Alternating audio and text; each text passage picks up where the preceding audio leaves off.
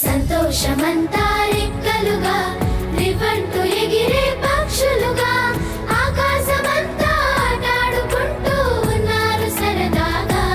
ఒకరేమో సీను ఒకరేమో చున్ను కలిసారే ప్రాణంగా కురిసారే వర్షంగా.